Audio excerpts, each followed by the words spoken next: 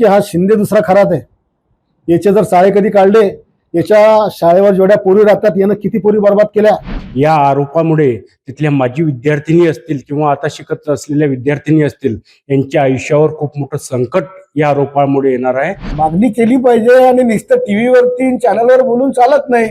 बोलताना बोलली की मुख्यमंत्री देवेंद्र फडणवीस हे त्या बाबतीमध्ये कडक भूमिका घेत आहे आणि एकनाथ शिंदे यांनी जे 17 कॉल केले ते पण SITच्या कक्षेमध्ये आहेत. ती चौकशी आता मुख्यमंत्री महोदयांनी याच्यामध्ये स्पष्टपणे सांगितले की चौकशी होईल आणि आम्हाला विश्वास आहे की आमचे एकनाथ शिंदे म्हणा की आमच्या पक्षाचे लोक हे कुठल्याही भानगडीत पडत नाही. माझं तर म्हणणं की हा शिंदे दुसरा खरात आहे.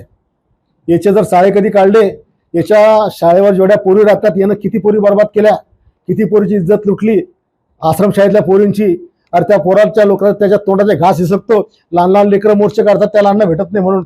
हा बी दुसरा भानुबाबा आहे खरात. याची इन्क्वायरी झाली पाहिजे. हा आता त्या मुलींची आबरू जाते म्हणून, पण त्याच्या शाळेवरची एक महिला कर्मचारी आहे, ती सगळे मध्यस्थी राहून करते आणि कुठं करते तर राजमंगल काळात करते. हे बी आम्हाला माहिती आहे. मुलींची बदनामी होते म्हणून करत नाही आम्ही.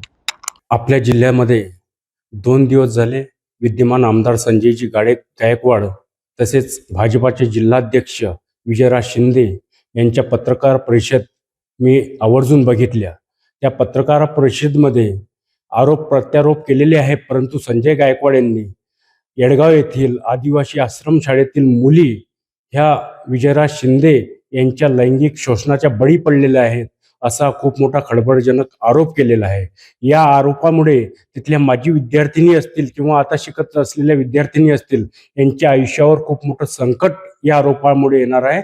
तरी माझं संजय गायकवाड यांना एक आव्हान आहे की त्या आरोपाची सत्यता तपासून विजयराज शिंदे यांच्यावरती गुन्हे दाखल करा, अन्यथा त्या मुलींची माजी विद्यार्थी असतील किंवा आताच्या विद्यार्थिनी असतील त्यांची जाहीर माफी मागा, त्यांच्या आई वडिलांची माफी मागा, अन्यथा वंचित बहुजन आघाडीच्या वतीने जिल्हाभर तीव्र असं आम्ही आंदोलन छेडू. तर ते मागणी केली पाहिजे आणि नुसतं टीव्हीवरती चॅनलवर बोलून चालत नाही. जी तपास यंत्रणा आहे त्यांच्याकडे योग्य ते पुरावे दाखल केले पाहिजे. महाराष्ट्रातील सर्व बातम्यांचे विश्वासार्ह व्यासपीठ